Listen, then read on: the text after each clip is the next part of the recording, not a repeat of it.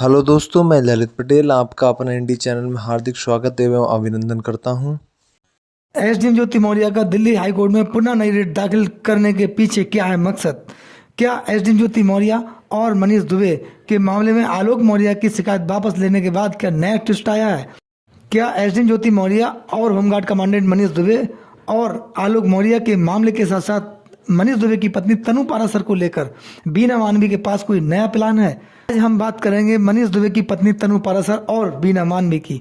दोस्तों, आज हम आपसे बात करेंगे एसडीएम ज्योति मौर्य का अगला कदम क्या है और किस प्रकार से एसडीएम ज्योति मौर्य कुछ नया करना चाहती हैं आलोक मौर्य की शिकायत वापस करने के बाद। यानी कि एसडीएम ज्योति मौर्य का अगला कदम क्या है, वो क्या चाहती हैं। दोस्तों, मनीष दुबे होमगार्ड कमांडेंट जब से आलोक मौर्य और एसडीएम ज्योति मौर्य के बीच में आए तब से ये मामला सुर्खियों में हो गया है। यानी कि एसडीएम ज्योति मौर्य अपने विवादों की वजह से कहीं ना कहीं पिछले 4 महीने से सुर्खियों में बनी हुई हैं और वो इस प्रकार से बनी हुई हैं कि लोग, हर आदमी ये जानना चाहता है कि आखिर एसडीएम ज्योति मौर्य क्या चाहती हैं। अपने परिवार को चाहती हैं, अपने परिवार में शांतिपूर्वक रहना चाहती हैं, या फिर वो मनीष दुबे के साथ रहना चाहती हैं, या फिर वो केवल अपने पद पर रहते हुए अकेले जीवन व्यतीत करना चाहती हैं। दोस्तों, एसडीएम ज्योति मौर्य दिल्ली हाई कोर्ट पुनः उन्होंने जाकर रिट दाखिल की है, जिसमें उन्होंने कहा है कि मेरे मुकदमे का निस्तारण अति शीघ्र हो। यानी कि जो मैंने दिल्ली हाई कोर्ट में रिट डाली थी उस पर सुनवाई अति शीघ्र हो। वो अति शीघ्र सुनवाई क्यों चाहती हैं? एसडीएम ज्योति मौर्य ये चाहती हैं कि जितने भी memes, video, audio, songs, films और तमाम जो सोशल मीडिया पर सामग्री है वो मेरे अगेंस्ट जो चली है उनको हटाया जाए और मीडिया, सोशल मीडिया पर प्रतिबंध लगाया जाए कि इस प्रकार की मेरे खिलाफ कोई खबर ना चलाई जाए जिससे मेरा निजी जीवन भंग हो रहा है। यानी कि मेरी निजता भंग हो रही है, मेरे साथ इस प्रकार का समाज में व्यवहार किया जा रहा है, लोग मुझे एक खलनायक के रूप में पेश कर रहे हैं, मुझे एक खलनायक बना दिया गया है जिससे कि मैं तंग आ चुकी हूँ। यानी कि मुझ पर जो आरोप लगे हैं वो निराधार हैं, उनके बारे में एसडीएम ज्योति मौर्य ने एक बार भी नहीं बोला है। एसडीएम ज्योति मौर्य के अधिवक्ता ने भी नहीं बोला है, लेकिन उन्होंने ये स्पष्ट कहा है कि एसडीएम ज्योति मौर्य को समाज के सामने सोशल मीडिया और मीडिया के द्वारा इस प्रकार से पेश किया गया वो खलनायक साबित कर दी गई है। उन्होंने ये नहीं कहा कि मनीष दुबे पर जो आरोप लगे हैं उन पर एसडीएम ज्योति मौर्य का दिल्ली हाई कोर्ट के समक्ष क्या कहना है। क्या वो चाहती हैं कि उनकी कॉल डिटेल निकलवाई जाए? वो चाहती हैं कि व्हाट्सएप चैट्स जो हैं उनकी असलियत सामने आए? या वो चाहती हैं जो ऑडियोज़, वीडियोज़ जो वायरल हुए हैं वो असत्य हैं, उन पर जांच हो?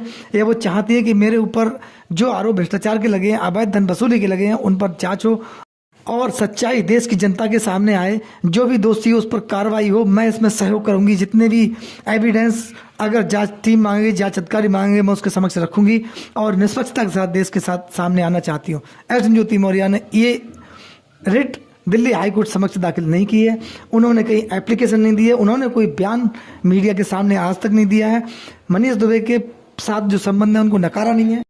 अब केवल एसडीएम ज्योति मौर्य दिल्ली हाई कोर्ट के समक्ष गई और वो अति शीघ्र ही इसका निस्तारण इसीलिए चाहते हैं कि इस रिट का जो है वो निस्तारण हो जाए, क्योंकि दिल्ली हाई कोर्ट जाने के बाद एसडीएम ज्योति मौर्य अपने आप को फंसा हुआ महसूस कर रही हैं।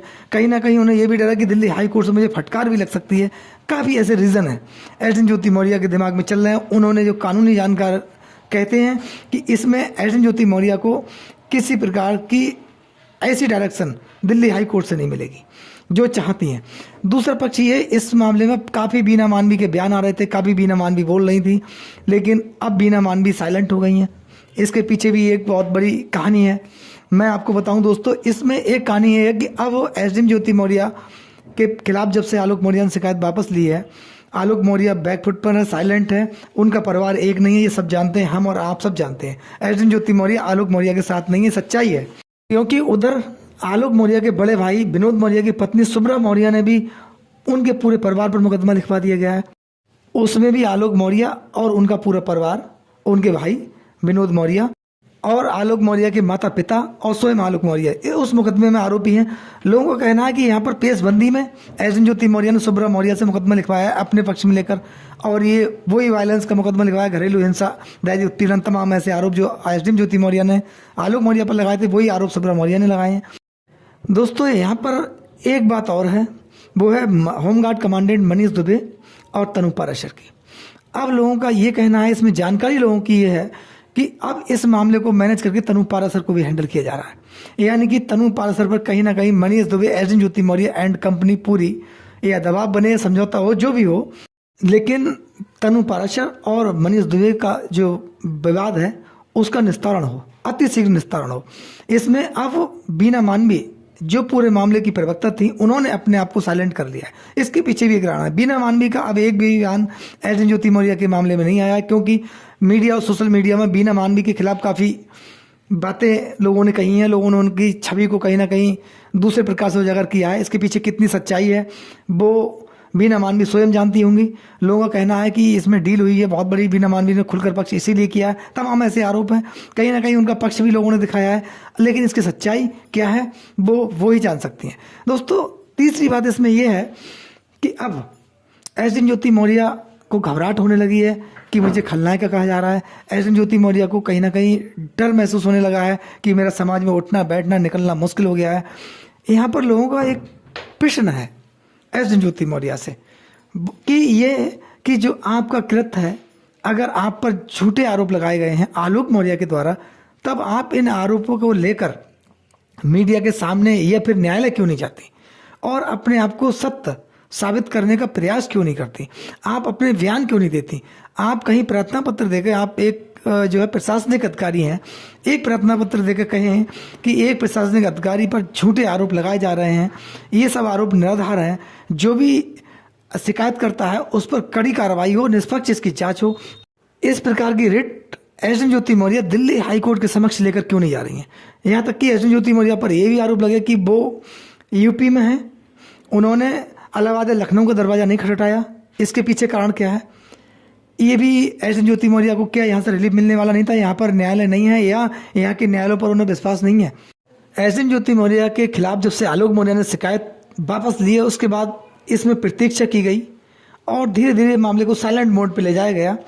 एसडी ज्योति मौर्य की तरफ से कोई कदम नहीं उठाया गया। केवल प्रवक्ता का काम महिला विकास मंच की अध्यक्ष बीना मानवी जी ने किया था। लोगों का ऐसा कहना है कि केवल बीना मानवी जी अब साइलेंट हो गई हैं। उनका अगला कदम कहीं ना कहीं तनु पाराशर और मनीष दुबे के बीच समझौता या फिर कानूनी रूप से मुकदमा वापस लेने के पीछे कहानी है।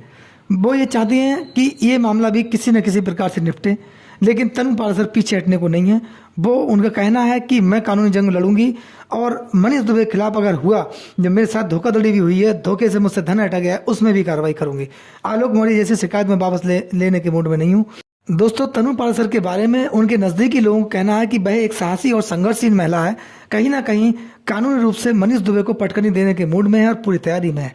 वहीं एसडी ज्योति मौर्य की जो छवि समाज में उजागर हुई है, उससे कहीं ना कहीं वो अपने आप को खलनायक का महसूस कर रही हैं और घबराहट में है। इस पूरे प्रकरण में आपका क्या कहना है, आपकी क्या राय है? कमेंट्स बॉक्स में अपनी राय हमें जरूर दें। आपके प्यार और सहयोग के लिए बहुत बहुत धन्यवाद। नमस्कार, जय हिंद, जय भारत।